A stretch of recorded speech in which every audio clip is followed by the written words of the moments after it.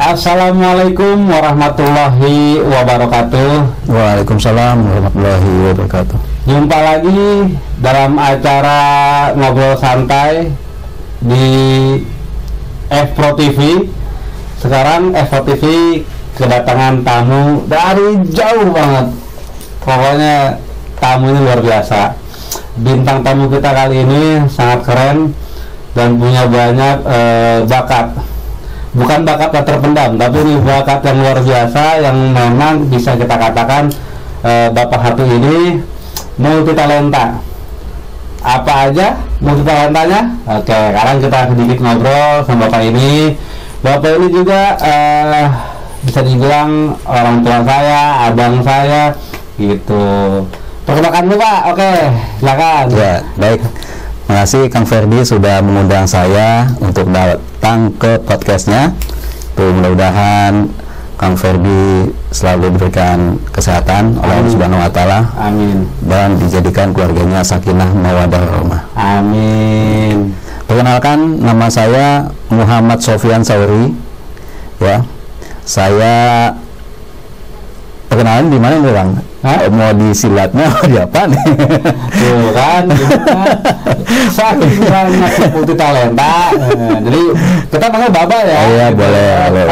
Karena memang kita lebih akrab. Biasanya juga kita panggil Baba ya. Iya. Bukannya Bapak, bukannya Abang. Iya. Baba gitu. Iya. Jadi Baba Sauri ini apa namanya Baba Sauri ya kan? Muhammad Sofyan Sauri. Muhammad Sofyan Sauri.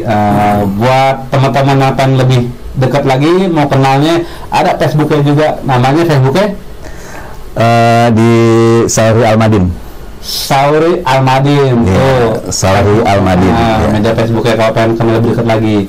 Saking banyak yang multi talenta yang Bapak punya, dia udah bingung nih mau kenalin dirinya sebagai pesilat kah, sebagai pesulap kah, sebagai pemain sepak bola kah, sebagai editor video kah. Gitu. Karena waktu itu Pak, serah Pak mau kenal dari mana aja, it's okay. Iya. Jadi kalau saya mungkin hari ini tinggal nunggu pertanyaan aja ya, gitu. Tadi udah saya perkenalkan nama saya Sofyan Sauri, gitu ya. Saya masih tinggal di wilayah Bojonggede, gitu. Dan saya menunggu pertanyaan dari MC-nya aja. Pertanyaan dari hostnya, gitu. Bingung dari mana. Iya. Awal perkenalan saya sama Bapak Guru dari perguruan. Jadi yang kita tanyakan perguruannya dulu ya, gitu. Soalnya talenta yang lainnya saya kemarin saya tahu pas mulai dekat gitu. Bapak ini punya perguruan guys, punya perguruan namanya Saklit Simamaung. Iya, Saklit Simamaung. Beliau juga termasuk guru besar dari Saklit Simamaung. Iya. Gitu. Iya. Awal mula bisanya punya perguruan Saklit Simamaung, dulunya belajarnya bagaimana, Pak? Gitu. Iya. Dari kecil atau ada orang tua yang punya keturunan pendekar apa gimana, Pak? Nah, ini baru saya mau jelasin. Gitu. Siapa sih? Jadi kalau kaitannya dengan kegiatan saya terkait dengan pencak silat, ya. Nah, saya sudah mengikuti pencak silat itu dari tahun 1984. Luar biasa. Kurang lebih usia saya itu pada saat itu 8 tahun, ya. 8 tahun. Nah, pertama kali saya ikut pencak silat, kenapa? Karena memang itu dari keinginan saya pribadi, gitu. Sebagai laki-laki harus punya bekal bela diri, itu motivasinya yang pertamanya gitu. Nah, terusnya setelah saya mengikuti kegiatan pencak silat, ternyata berat banget latihannya kan, gitu, berat banget gini-gini. Wah, saya sanggup nggak nih, gitu. Gemblengannya sanggup nggak nih, gitu. Sampai saya ngelihat tingkatan-tingkatan sabuknya sampai dengan jenjang pendekar itu, wah, kayaknya nggak mungkin saya bisa ikuti, gitu, karena saking beratnya, gitu. Nah, Tapi karena saya memang punya tekad yang besar untuk tetap berlatih silat, gitu, mencintai silat dari kecil, usia atau di tahun 1989 itu saya kalau nggak salah di kelas 6 saya mengikuti kejuaraan pencak silat junior ya yang diselenggarakan oleh Pajajaran Cimande gitu, yaitu Gubes Cup yang pertama. Saya turun di kelas B, itu alhamdulillah saya juara 1. Luar biasa. Juara 1. Nah, kemudian di tahun 90 92, nah saya mulai ikut sertakan lagi tuh oleh pelatih. Nah, Yan, ikut lagi, kayaknya lu punya bakat di sini. Nah, akhirnya saya ikut kejuaraan untuk tingkat Porda Kabupaten, gitu. Porda Kabupaten. Nah, Di usia berapa itu, Pak? kelas 1 SMP ya. Oh, kelas 1 SMP? Iya, kelas 1 SMP gitu. Luar biasa. Jadi kelas juniornya saya udah masuk di situ, di tim Kabupaten Bogor gitu ya. Nah, saya masuk melalui Kota Depok, karena pada saat itu kan Kota Depok masih bergabung Ke Bogor ya? ke Bogor gitu. Nah, di kelas B-nya saya mengisi di kelas B pada saat itu gitu. Kemudian perjalanannya banyak saya belajar apa sih yang ilmu silat yang saya pelajari ini ya. Ternyata ilmu yang saya pelajari ini kandungan filosofinya sangat banyak gitu, sangat luas ya, betul. Makanya saya belajar itu banyak kepada guru-guru silat yang lebih senior, lebih paham, lebih pengalamannya lebih luas gitu. Jadi saya berguru dengan banyak guru, Pak, gitu, Bang. Berarti awal mulanya suka silat dulu kecilnya, berarti awalnya pengen punya bela diri nih ya. Iya, betul. Sebagai kita laki-laki kan. Iya, betul. Kedepannya harus punya bela diri untuk jaga diri sendiri gitu kan ya. Iya, betul. Di samping itu Bapak juga istilahnya punya tekad yang benar-benar bagus, guys. Punya tekad benar-benar kuat dan belajar dan terus belajar. Akhirnya Bapak ini masuklah dalam kompetisi ya, ikut bertahap. Akhirnya Bapak ikut di kejuaraan yang tadi Bapak bilang yang di Depok, Pak ya. Gitu, sampai akhirnya Bapak ini belajar sama beberapa guru yang memang menguasai di bidangnya ya. Iya, betul. Gitu. Sampai akhirnya Bapak bisa semua nih jurus-jurus ya, Pak ya. Ya, insya Allah saya memang kalau di silat itu kan ada beberapa aspek yang harus kita kuasai ya. Yang pertama adalah aspek olahraga, kedua aspek bela dirinya, ketiga aspek seni budayanya, dan yang keempat aspek mental spiritual.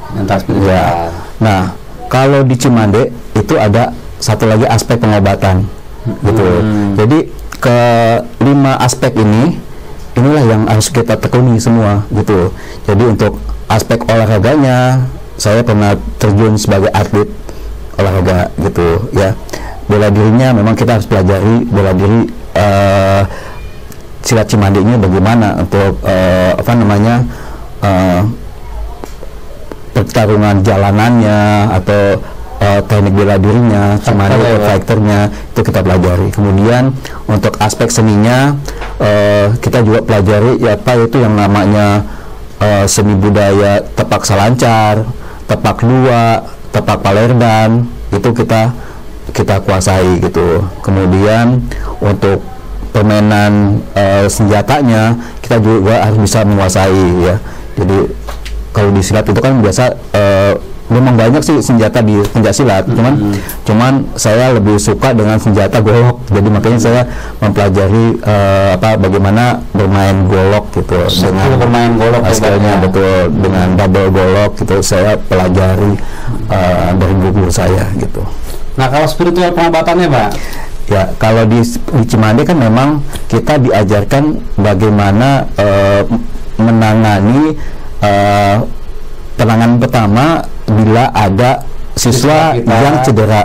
Itu oleh karena itu kita diajarkan basic-basic tentang pengobatan gitu, anatomi tubuhnya kita pelajarin gitu, karena mana titik-titik lemah manusia gitu kita pelajarin, kemudian bagaimana kita menangani cedera yang ringan gitu, seperti kesleo gitu, ya itu yang hal yang harus bisa kita kuasai dengan sebagai guru dan pelatih ya, itu harus bisa gitu. Kalau seorang pelatih atau guru tidak bisa menguasai ilmu itu, kasihan siswanya gitu. Ketika ada dia mengikuti event pertandingan, ada cedera, nah kita masa nggak bisa nanganin, kan sangat riskan dan miris gitu kalau terjadi hal itu. Maka kita harus bisa menguasai ilmu itu gitu, pengobatannya. Paling nggak pertolongan pertama pada saat kejadian ya Pak ya. Betul. Kalau kita panggil orang lain mungkin ada jeda waktu yang kita tunggu ya. Iya, betul.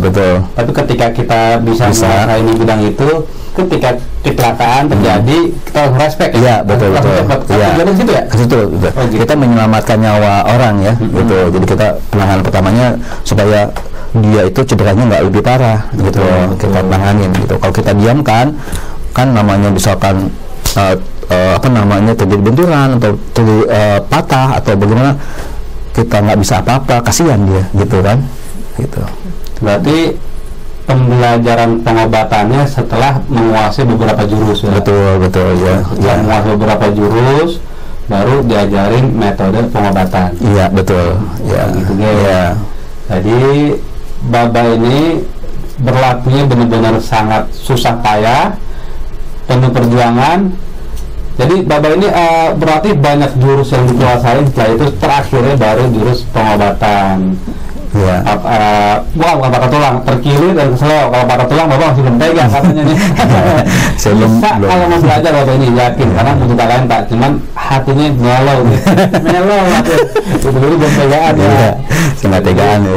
Kalau ada ketika terjadi cedera pada siswanya, pada tanding event segala macam, Baba ada pertolongan pertamanya, jadi cepat tanggap pada saat situasi darurat gitu.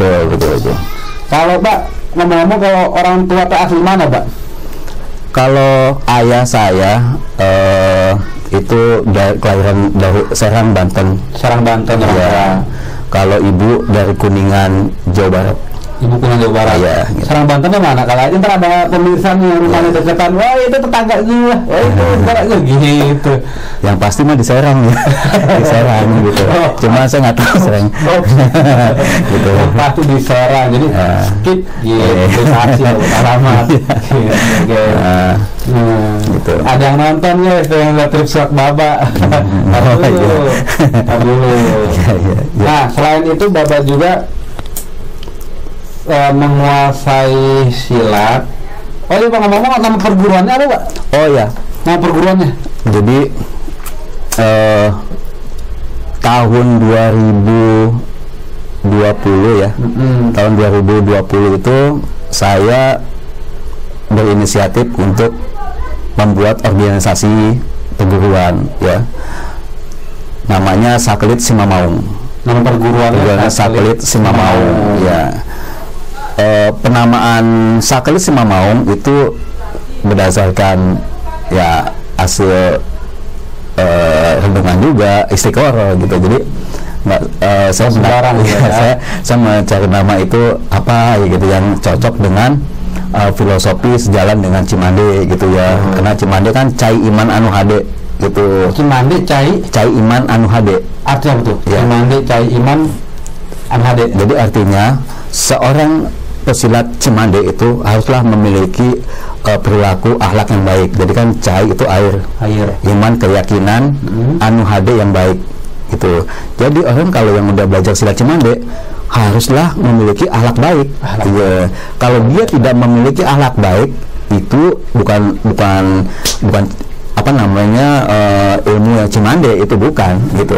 Cimande itu emang dari artinya aja Cai Iman Anu Hade gitu, harus menjalankan talek sesuai dengan talek ya gitu, sumpah gitu, tidak boleh mencuri gitu, tidak boleh pokoknya tidak boleh melakukan hal-hal yang merugikan orang lain gitu, dan taat kepada ibadah kepada Allah Subhanahu Wa Taala, itu intinya gitu. Harus itu Pak, harus. Ya, gitu. Jadi nama perguruannya Sakelit Simamaung. Nah, sedangkan arti dari nama Sakelit Simamaung itu yaitu adalah terbagi dari 3 suku kata nih. Sakelit, Simamaung. Ya. Sakelitnya, ya, sakelitnya itu berasal dari kata dasar kelit. Nah, di Cimande itu kelit itu ada namanya jurus buang kelit. Jurus buang kelit. Jurus buang kelit di Cimande itu ada 33 ya. 33 jurus gitu. Nah, kelit mempunyai makna kekelidan. Artinya seorang yang belajar pencak silat haruslah mampu menjaga lisannya supaya tidak menyakiti orang lain. Itu yang pertama.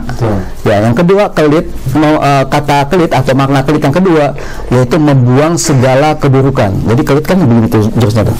Jadi kalau cuma itu membuang segala keburukan yang ada dalam diri kita gitu, sifat-sifat jelek ya pokoknya harus kita buang. Nah, arti kelit yang ketiga mempunyai makna spiritual itu. Jadi kelit itu seperti lam alit ya. Lam alit kokoh berdiri seperti lam alit, tidak goyah. Dan kalau lam alit seperti ini nih. Jadi harus memiliki pribadi yang kokoh, kuat, tidak tergoyahkan gitu. Harus meyakini jalan yang benar gitu aja gitu. Kemudian yang kedua adalah sima itu kita harus bisa mempengaruhi orang gitu. Kita bisa menjadi pengaruh orang lain itu, pengaruh yang positif kepada orang lain gitu, sima ya. Jadi seorang pesilat yang belajar di silat Sakelit Simamaung haruslah mempunyai pribadi yang mampu mempengaruhi orang lain dari sisi positif gitu ya.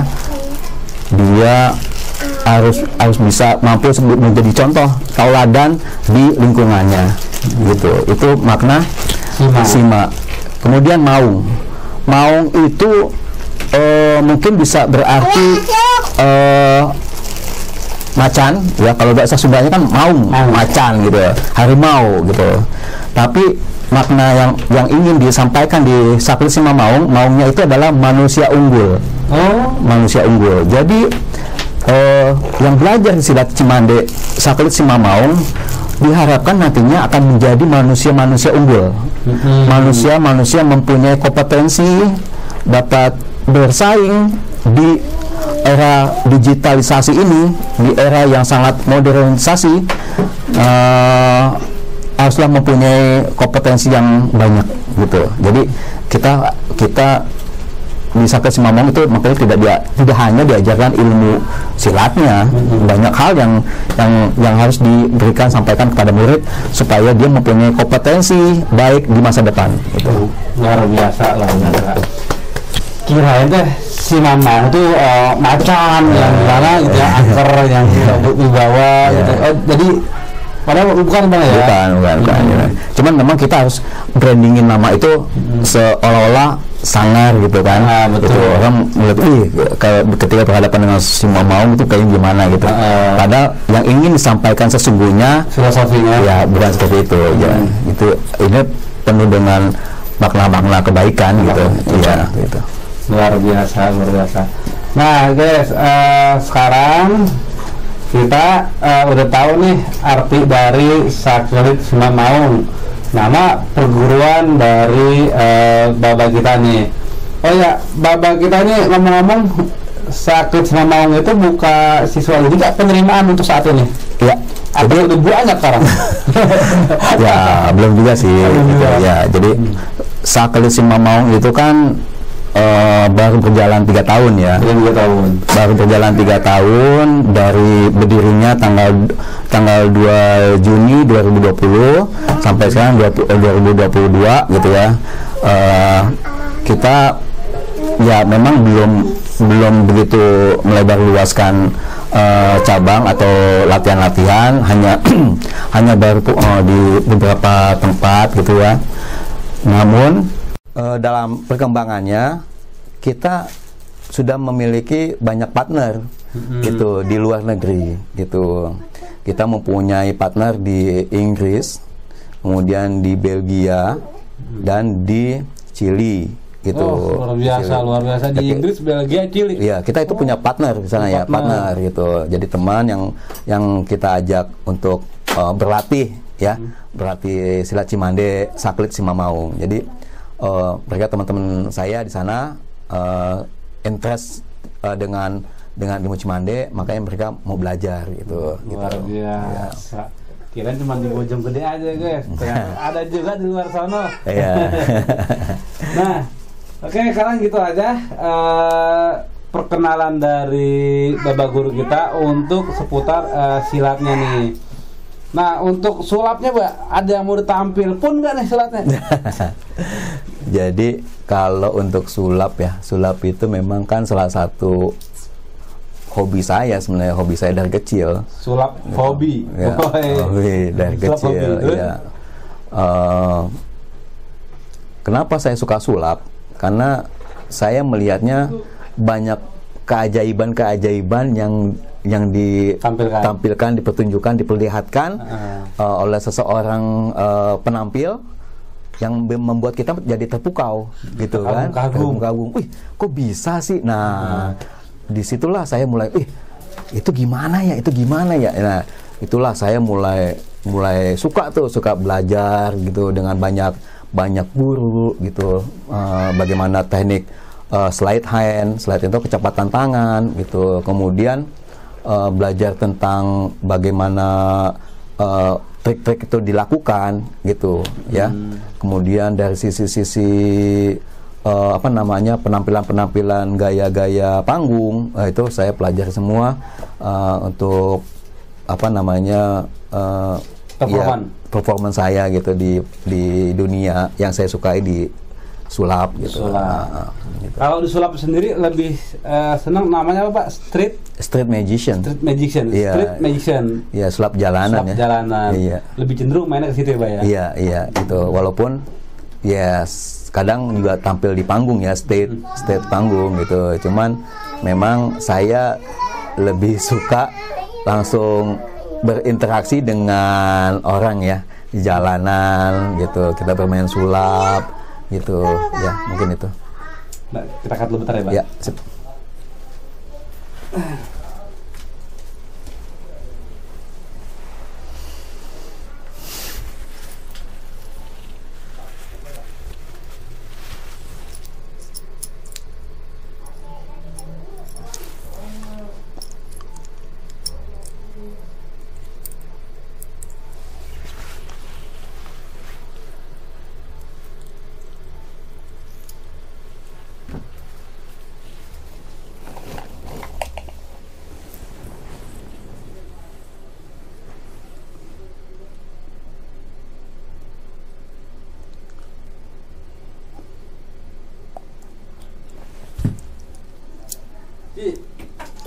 Dulu ya, jadi ya lagi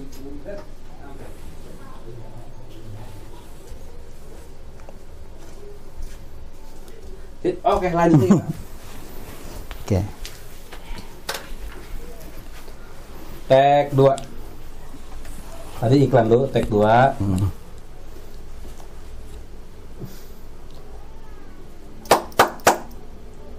Nah, berarti Pak dalam acara sulapnya ini namanya street magician. Iya, street magician. Jadi kita bermain langsung di jalanan ya, kepada audiens atau orang yang ada di jalanan gitu. Langsung itu yang tatapan langsung ya. Iya, langsung close up. Close up magic gitu. Ntar diintip dong caranya gimana caranya nih gitu. Enggak kan sesuai dengan namanya close up. Close up, jadi ya kita sudah siap dengan segala sesuatunya. Tadi keren bisa ngumpetin ya. Gitu ya. Iya. Ada beberapa trik sulap Pak yang udah dikuasain Pak. Ya, kalau untuk menguasai trik sebenarnya banyak ya.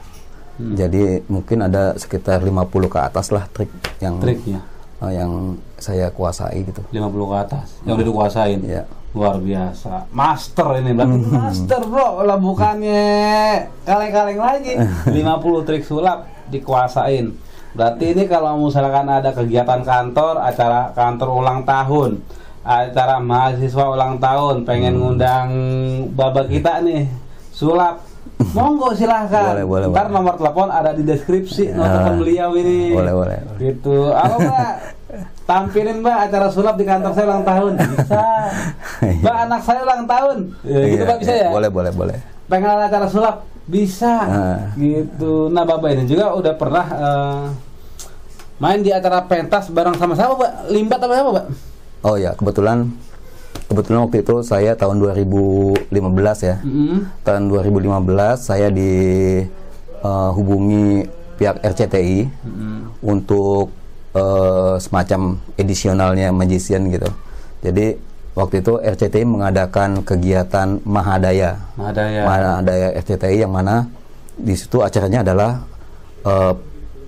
pertandingan atau itulah apa namanya pertarungan pesulap Indonesia dengan pesulap luar negeri gitu ya. Oh iya, pernah nonton itu. Ya, kalau di Indonesianya itu ada Master Deddy Kobuser dan Master Limbat gitu. Nah, dari luar negerinya itu menghadirkan Lizard Man itu dari Amerika dan Space Cowboy dari Australia gitu. Nah, saya dihubungi oleh RCTI untuk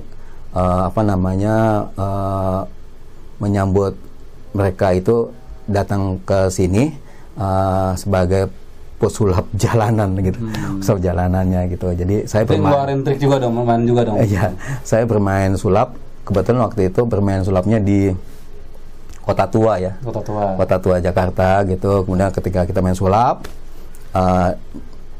dari pesulap luar negerinya datang menyaksikan kita bermain gitu. Jadi di tradisional Magic of Indonesia gitu. Kata jadi tuh. Ya gitu. Tapi sempat deg-degan nggak? Oh, gue ditonton sama orang luar nih yang mungkin yang lebih senior dari gue nih.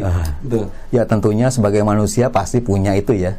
Jadi pasti ada nervous, ada gimana gitu namanya ya, grogi gitu kan. Yang kita hadapi itu bukannya pesulap ecek-ecek kan.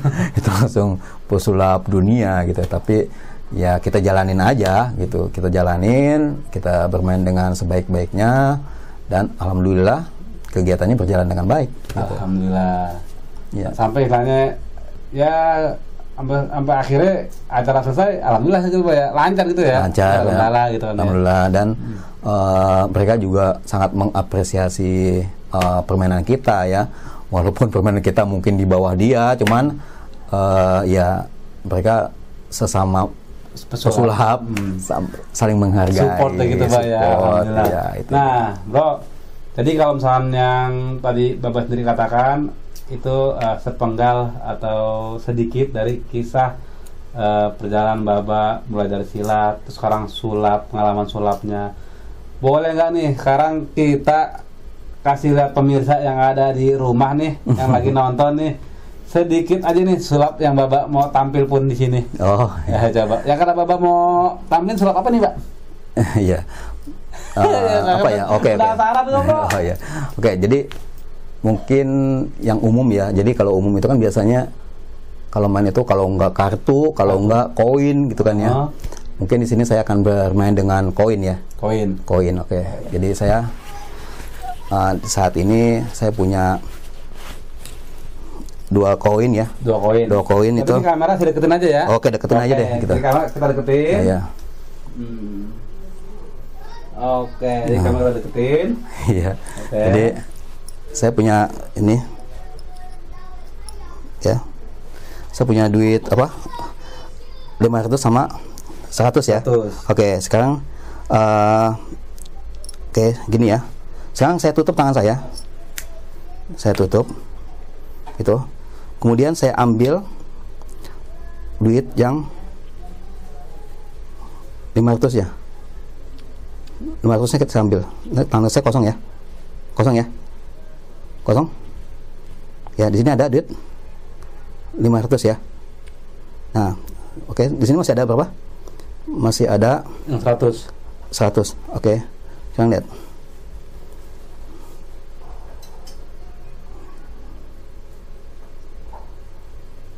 Nah, Iya. kemana itu? Ya, lihat dulu. belum selesai. Oke. Belum selesai. Iya, iya. Ini duitnya masuk ke dalam nih. Tuh, lihat ke dalam kan? Ya. Ini ada di dalam. Jadi saya lihat, ikutin.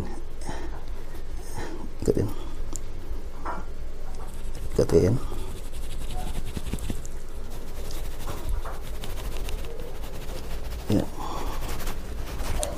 Ikutin.